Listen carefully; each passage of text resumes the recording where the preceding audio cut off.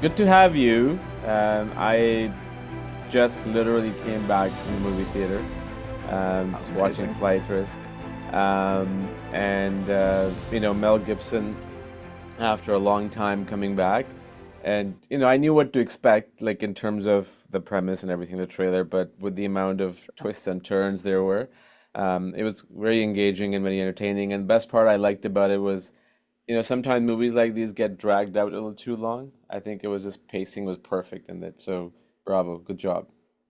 Yeah, it's a tight 90 minutes. Yeah, yeah. No, it's really engaging, entertaining. It just gets to the point right away, and I'm not gonna say anything. We're gonna keep it spoiler free. But Nice. yeah, no, I liked it, and you know, working. Obviously, you worked with Mel, and I've seen some behind the scene how you guys did it, and the LEDs and everything. And I'm sure I'm not gonna say where what because I don't want it's a fresh movie, but Sure. yeah, it had everything. It had suspense. Mark Wahlberg, unlike anything I've ever seen him do. Really, really well done. And Topher Grace was great as always. So, yeah, kudos to you and your team. Thank you very much. How did you get on board on this film? So this was actually a really fun one for me because Mel and I did a movie together back in 2020 called Fat Man. And we had a really nice connection working together on that movie. I think he noticed some of my lighting and some of the work I was doing, and we just genuinely had a good time working together. So during the pandemic, the Nelms brothers, who I've done 5 movies with, were editing Fat Man, and Mel was kind enough to offer to them that he would come sit down with them for a day and go through the movie and sort of give his opinion and feedback on it. And he's an amazing collaborator, especially with other directors, because he never sort of pushed what he wanted. He would give suggestions, and if they wanted them, they would take them, and if not, no hurt feelings. True professional in that manner. So they were going through the edit, and he had made a couple of comments to my buddy Esham, who's one of the Nelms brothers, about how much he liked my work in the movie. And so when we were on set, Mel had asked me to send him a still from Fat Man, and he wanted to show it to his son. So I sent it to him, and I had gotten his number at that point. And when we went to wrap Fat Man, he had left with 2 weeks left of shooting. He was in the movie for the first 4 weeks. So I just sent him a message just telling him how much I liked working with him, and I hope we could do it again. And I knew it was going to be one of two things. I was either going to get a message from him back saying, "Lose my number, kid," which is a great story, or, he might respond to it. So a couple hours later, he did. He wrote back and said, "I'm sure we'll do it again sometime." So I knew, he had my info and could contact me if he wanted to, right? And after they told me he liked my work, I sent him a text message again saying I had just seen a cut of the movie and I was really happy with the way it, looked and worked, and I thought it was a fun movie. And before I could even put my phone down, the text bubbles popped up and it was him. And I was like, oh man, he's going to text me back right away. And no sooner than I had that thought, that the text bubbles disappeared. And I was like, oh man. Oh, Um, oh, but bef oh. but before I could put the phone down, it rang and it was him. And he just called to congratulate me on the movie and tell me how much he liked my work on it. And he said, "Hey man, I don't know if you have any interest, but I have a movie that I'm looking at directing. If you're interested, I'll send it your way." So that's what happened. He sent me the script during the pandemic, and it got put on hold for a couple of years. I thought it went away, and I was like, "Well, I got a really great story about Mel Gibson asking me to be his DP, even though it never happened. What a great story. I mean, that's a highlight of my career." And then flash forward to beginning of 2023, out of the blue, I get a call from a line producer, and she said, "Hey, Mel is making his film, and he wants you to be his DP. Are you available?" And I mean, there's only one answer when you get that call. I was like, "Absolutely." So a couple weeks later, we went into pre-production on it. Super, man. That the text bubble is normally when you get a text message from even like a contractor or a normal, like a producer or a gig, can drive you bonkers, but to get it from Mel Yeah. Gibson, a director of that caliber and a great human being, Yes. wonderful human being. I I've mean, it always was it was known, crazy because I was so excited, like in that moment, seeing that he was actually acknowledging it, and then to have that 30 seconds where it looked like it completely went away was just devastating. And then for the phone to ring. So it was like a roller coaster in 2 minutes. It was amazing. he wanted to make it personal for you and the right choice. Text Yeah. becomes too impersonal, right? So, But yeah, no, Mel Gibson. Obviously, we've all grown up with the films that he has starred in: Ransom, Lethal Weapon, Braveheart. Obviously the ones he directed, Passion of Christ, and the very popular one. I always have a hard time pronouncing it. Appa. You know what I'm talking about? The one that Apocalypto. was Yep, Apocalypto. Thank you. Yes, Apocalypto, which is an Apocalypto. amazing, amazing Yeah, an film. amazing movie. And now he's working on Resurrection, Passion of Christ 2, if you want to call it. So, Right. to work with such a caliber and such a down-to-earth human being. I don't know if you saw this video recently. It just stumbled up on my feed. Somebody spotted him at a gas station filling um, Helping gas change in a the tire, right? yeah, yeah, yeah. And some guy was like, "Oh, Yeah. you're Mel Gibson," and he was actually cracking in jokes with him just to make him himself, I think, feel kind of calm and make the other guy feel okay. This is not a big deal. I'm just a guy, right? Yeah. So It's a wonderful. great video for everybody who wants Yeah, to seek it out. I think he even makes a joke about potentially robbing the guy, which is really yeah, funny. yes, yeah, yeah, 100%.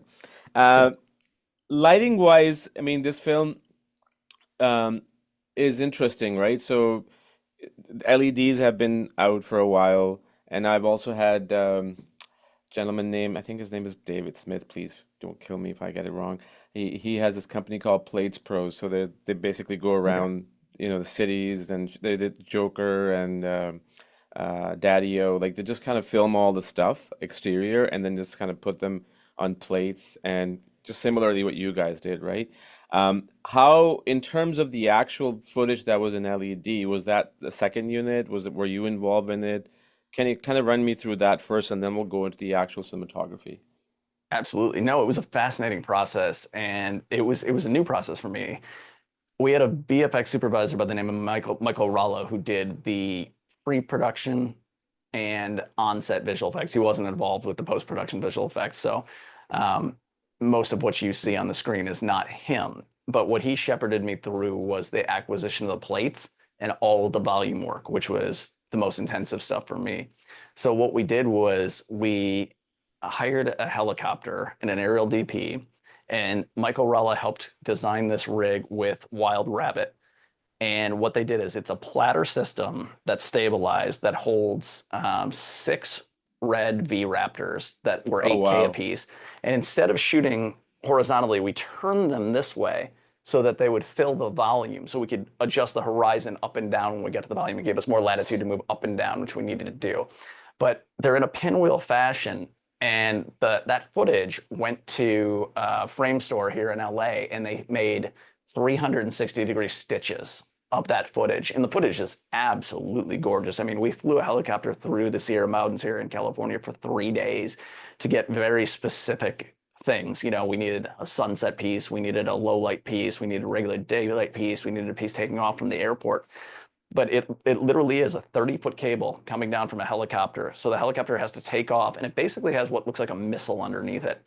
And that holds it so it moves straight forward in a line and doesn't shimmy too much and doesn't get off course. And then that platter is stabilized, as I said. And we just got some of the most gorgeous plates I've ever seen in my entire life. And it's really what down the line made the interior stuff so believable. Yeah. Yeah, no, agree completely. I think the plane, the interior, and obviously, when you because of I knew that it was LEDs, so even when I was watching it, just maybe here and there, it wasn't throughout the film. When there was like a downtime in the film, just like a Mhm. shot of like from the front of Topher Grace, or Mark Wahlberg, and I would just kind of make an effort to look in the back window to see, what am I spotting, Right. what's there, and it was right on. So I do have one question. It's not a critique in any way. I'm just kind of curious the reason for that because it Sure. caught me off guard, but then I got used to it. So specifically, for example, whenever the camera was behind the pilot seats and you see the two protagonists, the back of their heads, and you see the front, the windshield and the mountains. Sometimes, or if not most of the times, and I could be wrong, some of the stuff was out of focus. And what was the Sure. reason? The depth of field obviously was not out of focus, but what was the reason behind it? Was it technically difficult, or was it by choice, or was it You through the know, story? most Yeah, most of the time it was an artistic choice. Okay. Working in volumes, you do have some limitations. You can't focus directly on the screen. You focus directly on the screen and you will get a moire pattern. It'll be flashing rainbow. So even when you focus to the distance in a volume, so if I'm trying to focus on the landscape past them, you would have to focus just short of critical focus. So to your Mm, eye, it'll still look in focus, but it's actually not technically 100% sharp. So most of the time we chose to keep it in the cabin with them. interesting. And Mel obviously has worked on a film like this, I think for the first time too, that in terms of the production level being mostly in the studio. Working with him in that environment and even yourself, because when you're on locations, you're at least moving around, you got different places to go to, different views, but here you're just kind of cooped up in one studio, which is easy from a logistic standpoint, just from a psychological standpoint. What was that experience in like? And then obviously watching Mel work in that realm as well. Yeah, it was a new experience for me because I've done a lot of indie films and most of my stuff has been location based throughout my entire career. So to have a movie that was 22 days on the stage was new for me. And you get lulled into this weird sense of you don't know what time of day it is outside, you don't know what's going on, like you can't remember when you got there versus when you're leaving. It's a very different process. So you have to calibrate and you have to stay sharp because it's really easy to just sort of fall off track when that routine is the exact same thing. And especially when you're working in an environment that never changes. Like that airplane is always the same thing. So that to me became really important to change the looks throughout the movie, and you've seen the movie, so you know the overall lighting evolves drastically from the beginning of the Hmm. flight to the end. And that was something that was by design because Mel wanted the very last sequence. In his mind, he always saw that last scene on the runway at night. But yet we didn't want the flight to take place completely at night. And I felt it would be a good way to create varied looks. So you didn't have to do everything in camera to keep it exciting and keep it changing. I knew that shooting in a real Cessna Grand Caravan 208 body, that we weren't going to be able to cut away walls. We weren't going to be able to take out anything except for the windows and the nose. We were able to pull the nose off so we could butt up a deck against it, but there were no flyaway pieces. So we had to be really clever and creative in how we kept it interesting because the audience is going to get bored in a 90-minute movie where 75% of it takes place inside that airplane unless you're creative. Yeah. Something similar that I saw last year was Hanks and Spielberg miniseries Masters of the Air. So they were Mhm. they were have you seen it? I have not. So there are sequences in there. Obviously, it's not the entire episodes and stuff, but in an episode, there's good long sequences. I would say good 10 to 15, maybe even 20 minutes at times, depending on the episode, where you're literally in the cockpit, right? And Wow. not only that, you're seeing the sky, but then you got to deal with the effects of the enemy fighters coming in and flying by you in dozens of amount and firing at you, and you have to react to that and the lighting and the screen, like even to that, you would probably appreciate that now that you worked on this. I Oh, for recommend you sure. watch it. It's a good series too.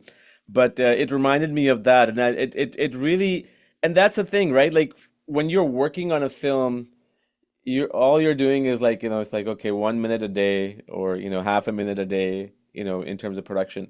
But when you see it together, it's a different, like we just see it in 90 minutes, but you go through not only that amount of Yeah. duration, just like a regular production, but being cooped up, not just in a room in a plane for all that, in a small plane, Right. right? Yeah. So it was all red cameras, all of them. No, no, we shot everything on the Sony Venice for the Ah, actual work. The plate work was done on red. But we did Sony Venice 2s on the approach. We shot that approach from a helicopter. And our pilot was Fred North, who, if you go look at Fred North, he does all the amazing aerial helicopter stuff. And it was his aerial DP, Dylan Goss, who was shooting from the plane. So I had to be in sync with them, give them very detailed notes, let them know exactly what I wanted to do. I boarded out that whole last sequence because we had 90 minutes a night over 2 nights to shoot that plane coming in at the end.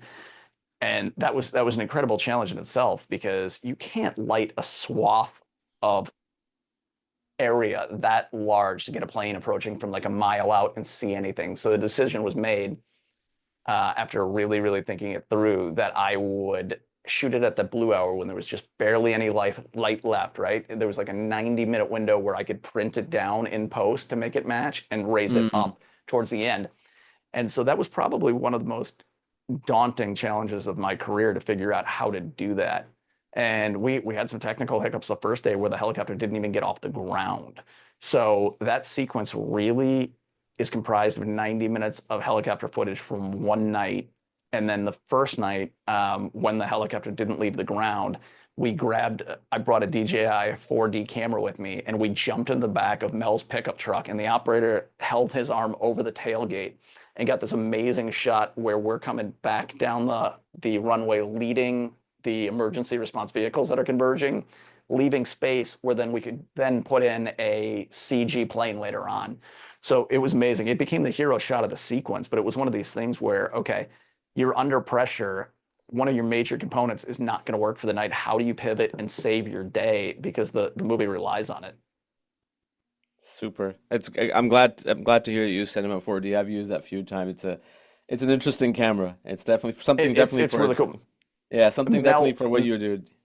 Yeah, Mel adores that camera, and it was great because I love him because he's at his heart. He is just such a filmmaker, and there's nothing that's going to stop him. So he's like, I've got a pickup truck. Let's just jump in my truck and do it. I was like, that's great. Let's go. And it was funny. He was trying to drive, and the stunt guy was like, no, I'll drive. So it was a lot of fun. That's awesome. And how big was the crew? I imagine smaller than a regular production. It was not a huge crew. I mean, we had A and B cameras for about 70% of the time, and just a camera about 30% of the time. And that just became because of the size of the space we were working in. You couldn't always get two cameras in. But Mel loves multi-cameras. I always, when given the choice, shoot two cameras. So we really did our best to get two cameras in there. But like I said, it's the size of the plane that limited Yeah. what we were doing. And I mean, that even came down to the decision we made to shoot the Sony Venice. The reason I went with the Sony Venice is because the Sony Venice, you can take off the front sensor block and turn it into this thing called Rialto mode, where it's just the sensor block and the lens, and then it's a tethered cable. But there were times that I knew that I would be, this far from an actor's face with the lens just because of the spacing, and it was the only way we could physically do it. Superman. Have you tried Sony Burano yet? I have not yet. No, I hear it's a good camera though. Yeah, it is. This is what I'm shooting on right now. It's on Oh, is Burano. it really? Yeah. Nice. Yeah. Yeah. It's interesting. Sony's got a they have a good line now. I mean, they have from their sort of lowest end of the line all the way up to the top line. They've done a really good job at unifying things.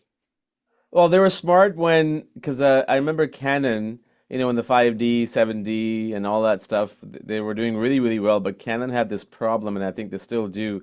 They just never listened to the customers. I Hmm. remember this very specifically. And then Blackmagic and Sony kind of started listening to customers, and Sony just went in a different direction because Sony always had, like, I remember I still have like my first three camcorders from the 90s are Sony because back then it was Oh, just Sony, amazing. right? Yeah, Um, for everything. but Sony, yeah, Sony listens to its customers, and I think that's what matters the most is just listening to your customers what they want. Um, Yeah, and it's funny. I don't want to get in the weeds too much on Sony cameras, but if you go back even to the time when they released the F3, it was the same time when Canon launched their first camera that was a larger sensor, yep, I and remember. the F3 was a vastly superior camera. I mean, the sensor on that is still one of the most beautiful sensors I've ever used. But Canon snuck in there with the marketing and talked about how they were the low light level camera and just really capitalized on it, which was brilliant. But Yeah, and the yeah, depth of field, I think what's pulled people in more, like the whole cinematic aspect to it. And the 5D was the first camera that was able to yep, do that, to my knowledge, right? But going back to flight risk, what was something that was very, very challenging to overcome, whether it was a shot, a scene, the lighting from a lighting standpoint, anything that comes to memory that you can talk sure. about? That last sequence, as I described, was one of the Okay. most challenging by far. But there was also challenges in just trying to work within the space, the volume, within the budget we had, and make the lighting feel authentic all the way through. I would have loved to have had a techno crane with a huge light on it that I could have played as my son, but like budgetary constraints didn't allow that. So what we did was, as the volume curves back to the back, we put two movers up here that could play as hard suns, and we could rotate them and move them. And then at this end, we put two aperture lights up top to come back this way. And what we would do is if the plane was banking, the sun would start here on one of those movers and it would slowly dim out. And then I had a 40-foot by 20-foot LED panel over the top. And my lighting programmer would trace a circle, a bright circle that would go across it. So the reflections would Oh, move across the sweet. top, and then we would pick it up on the other side. And it was like this poor man's rig that we had to create and just be nimble. The whole shoot, I love the thing that I love about this shoot is we had to be really flexible and we had to be really creative and we had to come up with interesting solutions. So it was a studio movie done in an indie way.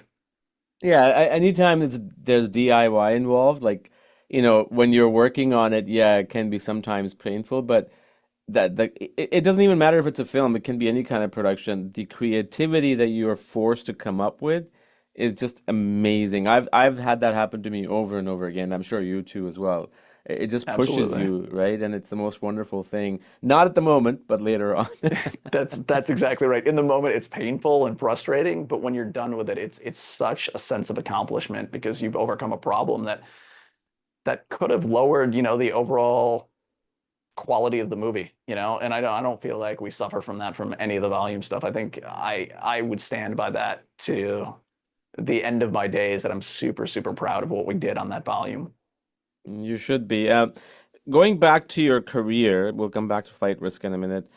Sure. What was the catalyst that brought you into the world of film and made you a It's DP that you are? it's yeah, for sure. It's a really interesting story because I grew up in a small town in the middle of Illinois. It was super rural, and my dad was a dentist. My mom worked at my dad's office, and I kind of always grew up just thinking that I'd have to get like a 9 to 5 job or a real normal career. And my escape, because my dad had a really, or my dad has a really strong work ethic, and he always just that was what he taught us. Everything was about work ethic, and that was the most important thing. And being responsible and pleasing your bosses, and that was really important to him. So that was nailed into me from the very beginning. Um, so my escape was cinema. I loved going to the movies. I loved going to the video store and in a small town, searching the aisles for anything that had won at a film festival that I'd never heard of, like became really interesting to me. Unlike today where you can flip on Netflix or flip on all these things and you have access to so many movies, you were limited to what was in the video store, right? So I'd Yeah. get 2, 3 movies at a time. I'd go home and lock myself in my bedroom at night and I'd watch a couple movies and it was my escape. And that's what I loved about it. It was action movies a lot for me, things like Speed and Die Hard and those kind of things. Um, and so I fell in love with action and I thought that I wanted to go into law enforcement. So I was going to enroll in criminal justice classes and I thought that I would become a homicide detective or a US Marshal or something like that. That was the goal. So when I told my parents my senior year of high school, I think it really unnerved them because they were fearing for my safety and they said, is there anything else you might want to do? And it was like this ray of sunshine just came down from the sky where I was like, well, maybe I want to make movies. And amazingly, because I think they were so fearful for my safety, they're like, yeah, maybe you should look into that. And I was like, no way. Because I think if I had said my whole life, I want to make movies, they would have been like, no, you got to find a real job. But in the moment, they were like, sure, look into it, see if you can make a career at it, and let's talk about it. And so I went to community college for a year and prepared to go to film school in the process. Took my first film school class in a community college. And then the next semester, I was able to start hands-on film classes at Columbia College in Chicago. And that became a really special time in my life because I went to school to become a director. And in the program, the film program at that time, you had to take Tech 1 and Tech 2. And Tech 1, they put a 16 millimeter Bolex camera in your hands day one. You learned how to load Yes. it. You learned Oh how to yeah. work with it. You learned how to take light meter readings. You went out into the park next door and you filmed little films. And there was a man by the name of Ron Pitts. He was my first instructor for anything that had a camera involved. And Ron was a legend. He's still to this day, I would call my only real mentor. But Ron Ron had a knack for being in interesting places at interesting times. I mean, he was there at the 68 Democratic National Conventions when the riots happened. You know, somebody got clubbed and they tossed the camera to him and he continued shooting. He was there when Malcolm X was assassinated. Oh, He was on wow. the bridge. He was on the bridge in Selma, Alabama on Bloody Sunday when the military attacked the people there. There's an incredible photo of him in the museum there where you can see him holding a Bolex and a tear gas canister exploding in front of him. So what I learned from Ron was that you can tell a story with the visuals just as much as you can tell it working with the actors. And he was showing me like where you put the camera and how you move things around and how you do things to just make the audience feel something. And I was like, this is incredible. And so from that moment on, I was like, I think I want to be a cinematographer. And the cool part about Ron was he looked me in the eye one day and goes, "You're going to be big time." And it just always stuck with me. And I don't know if he said it to everybody. I have a feeling that he didn't. And we just had this really close relationship where I would check in with him all the time until he passed away about 10 years ago. Oh, But I got a message from Charlie Sealander, who was one of the heads of the department at the time I was going to Columbia. And he said, "Congratulations on flight risk." He said, "I know Ron's looking down on you smiling." And that just got me. It was like the most amazing thing that anybody could have said to me yesterday. that's amazing, man. You should make a film on Ron. You You know really what? I should. tried. My wife and I tried to launch a documentary on him while he was still alive, and he was always so elusive and cagey about it. You know, I don't think he wanted to be in front of the camera, but the man had an extraordinary life and did some really incredible things. I mean, he told me a story about this one to me is a real special story because he told me it's about humanity and just understanding people. He shot a documentary on a KKK biker gang in Shreveport, Louisiana. So he, as a black man, was down there filming a hate group at their peak, right? And he said about 3 days into it, the guys, the KKK members that they were interviewing started asking him questions about the camera and what he was doing and why he was doing it. And they came to respect him as an artist and as a craftsman. He told me a couple of years later, he got a Christmas card from the KKK. Wow. Yeah. So it's one of these stories. And Ron was really good at bringing everybody together. And I think that's his life shaped him. He was amazing. That reminds me of this documentary that I saw. I think it was called Meeting the Enemy. It was a Muslim girl. I think her name was Dia, I think. I could be wrong. And she actually went, I don't know if it was KKK per se, but like, the extreme hard right, if you want to call them, like, the Sure. white nationalists. And she did the exact same thing. Like she was like literally in the middle of, and they gave her the respect, even though they would say that, you are this and you are that, but they would not do anything more than that. So that's interesting that how camera and how storytelling can, for bizarre reasons, change people's minds for a short period of time. Yeah. It's a powerful medium, whether it be in It front of is the camera or behind the camera. 100%. But you should definitely, even if it's not a doc, man, I seriously think there's a narrative story there. I'm sure you know more. For It's sure. it's very special to you, and I think it needs to be told. The power of storytelling is very important to be told on camera for sure. I Um, agree. but yeah, Bolex cameras, man. I remember my first two films. One was overexposed, one was underexposed. I still have the film that was completely overblown. It's still completely dark. So I completely relate to that, man. I That's miss that for amazing. sure. Yeah. I miss that. But in terms of your escape from the films, you locked yourself in a room, watched three films, but would you be able to pin down a moment in a film or a moment by itself that kind of spoke to you much more strongly than any other film did or a scene did? Yeah, I mean, I can remember the moment that I realized how powerful film was, and it made me want to make films. And that was the first time I saw The Usual Suspects. Because that movie took me on a ride, and it was such sleight of hand. And I was like, wait a second, I just felt something that I've never felt before. I was fooled in a way that I've never been fooled. And it was just such a powerful and interesting thing to me. I was like, I want to make movies like that because it's such a masterfully done film. Of course, Kaiser Soze. Yeah. Uh, Back to Flight Risk. You obviously worked, you know, right next to Mel Gibson, worked next to the Yeah. actors, lighting them, and in terms of a director, Mel Gibson is and how he works with the actors. From what I read, he's I mean it's clearly evident on the screen, but just behind the scene, I read that he's very easy to work with. He demands the best and everything. Do you remember a particular scene or a moment where things you actually appreciated his direction being in person? I'm sure there were many moments, but if there was one moment Yeah. to talk about, I'm gonna hit you with a more general thing here because for me sure, it was really interesting because I really like latched in and tried to learn as much as I could from him because it was like sure, going to film school every day. And for me, what I didn't realize and I learned from him, it's often as much about what you don't say as what you do say. He would watch the performances, obviously, like a hawk. And there was times that he would chime in with things that I just thought were absolutely insane, like the kind of things that only he would think of. And you've seen those in so many of his movies, like his little flourishes and things that make the movies his.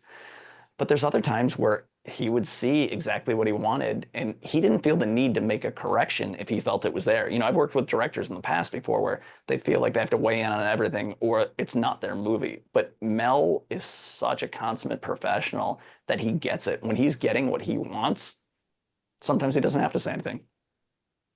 yeah. That's amazing. I saw Quentin Tarantino in an interview, and and please tell me if you saw that with same with Gibson, with Mel Gibson. Obviously, if he didn't, that doesn't make it right or wrong. But Sure. Quentin Tarantino said that I let my actors the very first time they read out the lines, whether it's in rehearsal or whether it's in like a readout, just say the lines the way they want to say it, right? Because if you tell them right on the very first day or rehearsals that this is what I want you to do and how to say it, you will never know what they were bringing to the table. And they could be bringing something amazing to the table that you don't know about.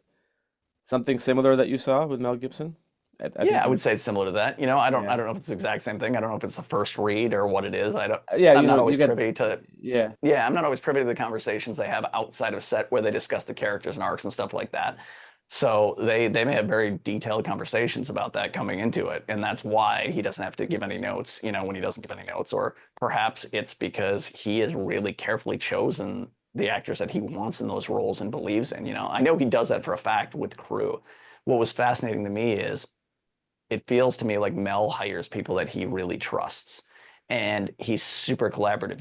You bring ideas to him and he'll vet those ideas. And if he likes it, you know right away he likes it. And if he doesn't like it, he'll let you know he doesn't like it. And then you just go back and forth, you know, and you create it's a collaborative spirit. And he just wants to be surrounded, from what I can tell, by people he really believes in and really trusts and feels will make the best movie with him. amazing. Working with the cast, you know, I've seen a lot of films of Topher Grace, obviously Mark Wahlberg. And sorry, I forget the lady actress's name. I know her name on the tip of my Uh, tongue. Michelle Dockery. Michelle Dockery. Then, I'm assuming, as you mentioned earlier, but just to kind of go in the performance standpoint, for Mark Wahlberg, it was a very different role. Yes, you were probably not present, you know, during any kind of notes or any kind of feedback given off the set, but being on the set, especially Mel and the actors and their connection with each other in that small environment, um, was it always, you know, sort of they were on the same wavelength more or less? I mean, it felt like that to me. I mean, I never heard any big discussions or disagreements. You know, I think they clearly had discussed who the characters were before they got up into that airplane because Mel was down at Video Village by me most of the time. He was recovering from a surgery, so he couldn't get up the stairs the entire time. So a lot of times he would be over microphone, which I assume is very difficult to do as a director. There are times, though, when there were things that he wanted to say very specific that he didn't want over the microphone, where he would find a way to get up into that airplane and talk to the actors. Amazing. That's amazing. Um, did you see his most recent interview with Joe Rogan? If you haven't, I I did. recommend that you. Yeah, it's I amazing. I have. loved it. Yeah. I just something just came to mind. Um, 23 days of shoot, correct? It was 22 days on the volume, I believe, with 3 days of aerial work where we did the plates. And on those days, we did 2 nights of that landing. So that's 25 days. And then at the end, we did 2 days on the runway where we shot that final sequence that takes place outside of the airplane. And Mm. then we came back the last night and did all the plates that were woven into that last scene as the plane has its rough landing. And were they the parts that were outside of the studio, were they Alaska, or was there some different location? I think you said LA was in the last part, right? Am I mistaken or So we shot the mountains, actual plate stuff in the Sierra Mountains in California. The right? airport actually consists of two different airports. The first half of the sequence was filmed in oh man, it was wow, I can't remember the name of the town right now. I'm But blanking, but it it was in it was Alaska. no, it was in Alaska. It was California. The first Oh, runway is in California, and then the second runway is in Mesquite, Nevada. And then we just married it together. We shot the different angles, and it sells as one runway continuous. But the first half of it is in California, and the second half of it's in Nevada. And then the sequence takes place in the Nevada airport on the Nevada landing strip as well. interesting. That's pretty cool to know. Uh, What was your biggest takeaway, not just as a DP, but just as a human being, from working on this film 22, 25 days, you know? I think for me, as a DP, learning the technology was absolutely incredible. Mel and myself, neither one of us had ever done a volume movie or even extensive work on the volume, so we sort of learned it together. And like I said, we had a visual effects supervisor named Michael Ralla who had done volume work before, and he's worked with Lux Machina, who was the company who ran our on-set volumes, and they were absolutely incredible the way those guys worked. But just being shepherded through that process, trusting Michael when I said, I think we need to get and acquire the most beautiful plates we can. He agreeing, production agreeing, going out and getting those plates because you can shoot on a volume and it can look like absolute garbage. Mm, And it all comes down to the plates. You can light it, you can make it look beautiful, but if the plates are not good, you're never gonna win in the end. We had the good fortune of having absolutely incredible plates. And then I was able to get together with my team. My lighting programmer was a guy by the name of Elton James, and he did Guardians of the Galaxy 3, he did Avatar Way of Water for Cameron. So he's absolutely incredible. And he and my gaffer Andy Lorenz were instrumental in tying what was going on with the lighting to the plates. And you see it in the end with Topher Grace. I don't want to give anything away, but there's a sequence where, if you remember, he's kind of leaned up against the yeah. window in the passenger seat, and the sun is flickering away. And that Yep. was something that I pitched to Mel. In the script, it was written a little different visually. The lines were all the same. Everything, nothing changed like that. But I said, Mel, I feel like in this moment, there's this dimming and this flickering of the sun. And we see at one point in his eye, and we need to make that sun go away behind the mountain. And that's exactly what we did. And I think that's a very powerful visual tool that we used to show what was going on with the character in that moment. It's so funny you mentioned that because when I saw that sun and because of the what was going on with the character, I was like, I hope they show it going behind the mountain because of what was going on emotionally.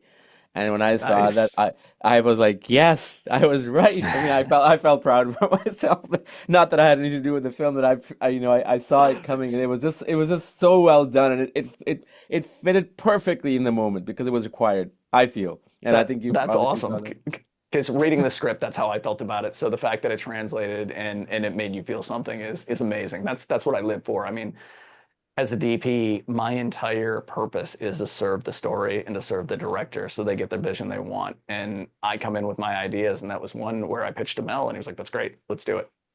Superman. Would you ever, well, I'm sure you will probably end up doing this even if you don't want to do it because that's the way that productions are shifting plates and everything. But w your next project, whether it's already being talked about or it will be talked about in the future, would you prefer to do something on location just to have a little change of view? The next movie that I'm going to do a Lionsgate movie in February, I leave. And it's a sequel to a movie called I Can Only Imagine, and that will be largely location heavy. Okay, okay. Yeah. I'm just trying to figure out what it is, but I won't. Don't worry. Oh no, it's a sequel to no, it's a sequel to a movie called I Can Only Imagine. Oh, I thought you said something else. Sorry. Okay. No, I no, no, haven't. no. There was Okay. 20. Yeah, it's a 2018 movie called I Can Only Imagine, directed by John and Andy Irwin, and Andy Irwin is directing a sequel to it. I Can Only Imagine too. So we start production uh, this spring. Looking forward to it. Oh, I'm absolutely looking forward to it. Yeah, Andy is also a producer. He has a company called Kingdom Story Company, and I've done two movies for them now. I did a movie called Unsung Hero, which if you haven't seen, is my personal. It I don't want to say sounds. personal favorite movie I've ever made, but it's probably the most special movie I've ever made and closest to my heart. It came in a time where I was doubting whether I wanted to make films anymore. And it sort of reinvigorated me. And I just think it's a really, really special film. And it allowed me to share my faith too. It's a faith-based film, and I think it's worth a watch. Why were you considering sort of give it if the giving up is the right word of I had a rough run for a little while. I had done another movie, and it was probably the most trying experience I've ever had in my life on set. It was one of these situations where, it's nobody's fault. If it could go wrong, it went wrong. We had COVID shutdowns, we had weather shutdowns, we had all sorts of issues that really hindered my ability to get things where I thought they needed to be. And I had some self-doubt about how my work was going to end up looking in the end. And it it turned out phenomenal. Like it's great, but it was really heavy on me the entire time. And then the last day of the shoot, that school shooting happened in Uvalde, Texas, and I just said I just made a movie that was dark and violent and really heavy, and I don't really want to put something like that into the world again, or not for a while. And I want to find something that's uplifting and shares my faith. And I reached out to Andy Irwin and we hit it off. And now I'm going to do my third movie for his company and first movie that he's directing this spring.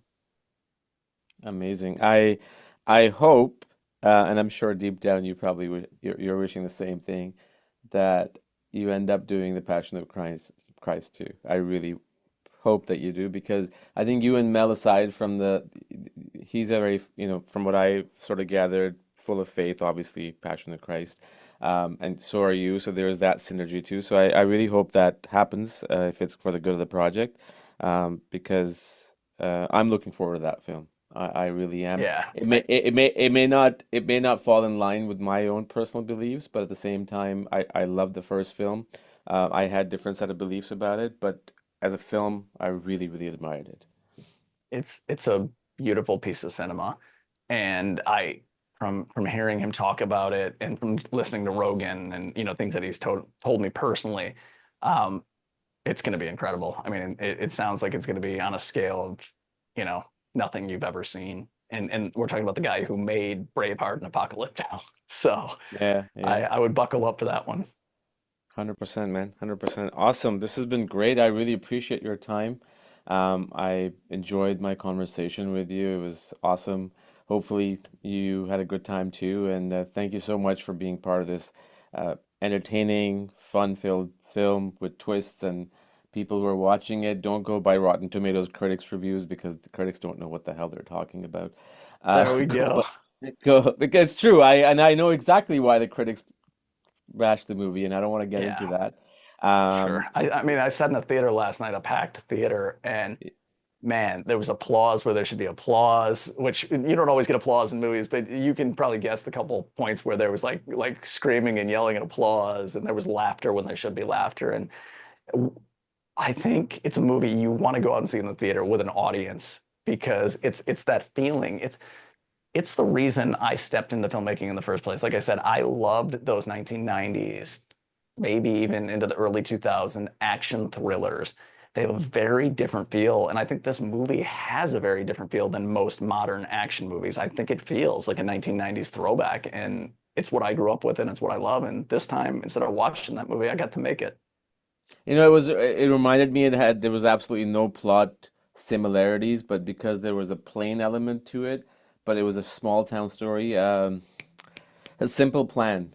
Have you seen that Mm, that's a with great film Bill with Paxton and Billy Billy Bob Bob Thornton and Bill Thornton? Yeah, Paxton. yeah. And Bridget, Yeah, what's her name? I forget her name. Bridget Fonda. Fonda. Yeah. Yeah, But another piece of information, which I found, we were talking about the audience. So when I'm sitting in the movie theater today, waiting for the films to start, I saw three batches of a group of people that ended up sitting together, and I'm thinking, why are they here to watch this film? Because it doesn't have, and I'll tell you what the demographic was. It doesn't sure. have any um, like a 20s star, 20s to 30s star in it. It doesn't have any DiCaprio in it, like, stuff like that. It has Mark Wahlberg, Topher Grace, and Right. these were like, I'm guessing 15 to 20-year-old girls. And it just, Really? I was like, why are they here? Like, it's That's amazing because amazing. I was just what like rightly you're surprised too because how do they Yeah, fit into this? And they were the loudest during. I mean, they were not chatting or really. anything, but they were probably enjoying it the most. And it just kind of, I still am confused as to how that worked because that's not Right. their film, right? But it's No, but something that's that so nice to hear. yeah, Yeah, we thought it's something you would probably appreciate. Awesome, man. for I sure. was hoping to talk to Mel as well. We reached out to his agent, but he politely said no. So I was really excited to hoping that he would say yes, but probably next time. But thank you so much for being part of it. I appreciate it. You got it. It was great talking to you as well. We'll talk again, I'm sure, for your next film. Love it. Take care. Take care, Johnny. Bye bye.